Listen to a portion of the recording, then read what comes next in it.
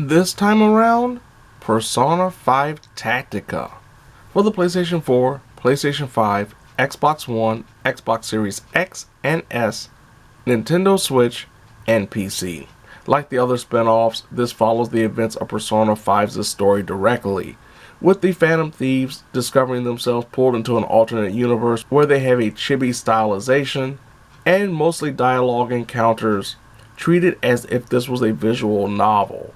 But when it comes to the core gameplay, this is unlike anything else we've seen thus far from a Persona 5 experience. The core gameplay is rooted in the fact that characters want to try to use the barricades or walls or whatever structure that is able to block incoming attacks. The primary weapon of choice are guns when it comes to the Phantom Thieves, and their long-range attacks can be nullified if they hit an enemy that is properly guarding themselves behind a barricade.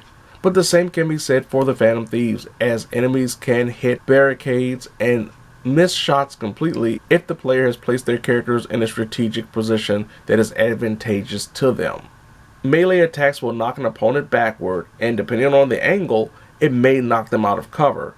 If that happens, you have the ability to actually do a one more turn, because that character will take a critical hit and be downed temporarily. Of course, downed opponents take a lot more damage, and if you can land more criticals, it'll make it much easier. Speaking of advantageous, one of the big additions is the changes when it comes to the all-out attacks. One form is the triangle attack, where you're able to surround a particular group of enemies in a triangular fashion and pull off an all-out triangular attack. There are also these high-end voltage attacks that are usually rooted in whatever type of element that the character utilizing it is associated with. For example, Morgana is rooted in the wind element, the Garu element. So his voltage attack is wind-based. The voltage meter feels as the protagonists get attacked or, of course, land attacks themselves. And of course, you can't have a Persona game without the persona themselves. And in this game, you can actually put sub-persona so that the persona that you fuse or are able to collect as you progress through the story can be given to a different character instead of just having them all be stacked on Joker as they were in the previous Persona games. So this allows for characters to mix and match their abilities. So Ann, for example, could have fire and ice for her abilities instead of just being a fire-based attacker, as well as having buffs and debuffs that can span across different characters in your 3-member unit that can be switched out if you have enough members on your team. If one falls, you can use a baton pass to switch out the KO'd characters for one that has not been knocked out. So you can switch out a character that has been knocked out with one that has not, though the baton pass are limited, depending on what level of difficulty you've chosen at the start of the game or changed as you progress through the game.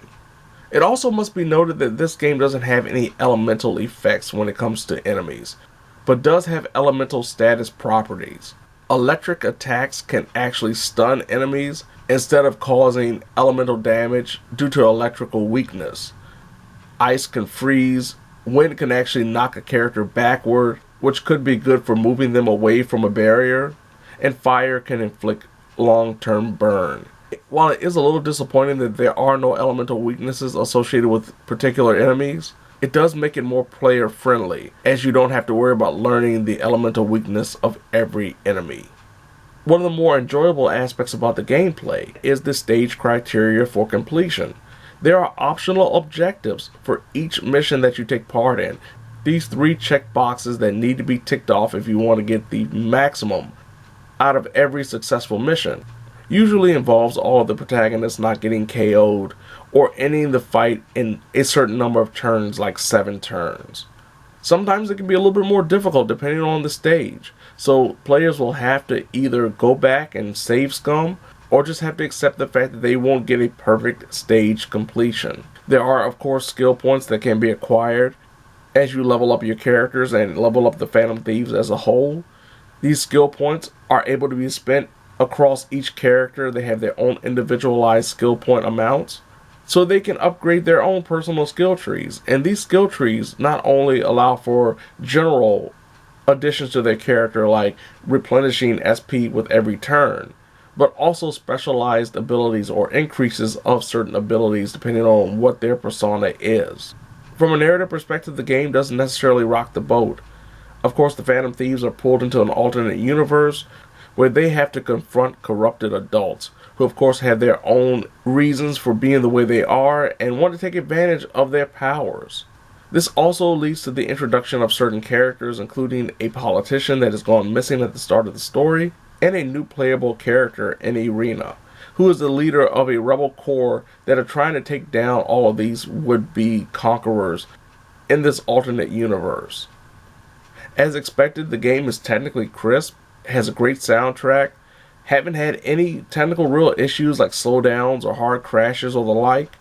It's a polished experience as you would expect from Atlas, and a Persona game. Though there are some reductions when it comes to the stereotypical Persona experience, like the lacking calendar, overall, Persona 5 Tactica is fantastic. If you're a fan of turn-based RPGs of a tactical nature and haven't gotten sick of the Persona 5 franchise, this is a perfect game for you.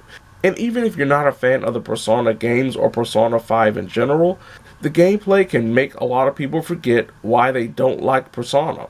It must be stated though that the game has the asking price of $60, so it may be a little too steep for certain people. It may be best to wait for it to go on sale for a little lower, but if you're a fan of tactical RPGs, if you're a fan of the Persona 5 franchise, there's no point of waiting. Just get it when you have the opportunity to and enjoy it. Now, no matter if you wait for it to go on sale or get it right now, there's nothing more gratifying than pulling off an epic triangular all-out attack on some unsuspecting enemies who think they have you on the ropes.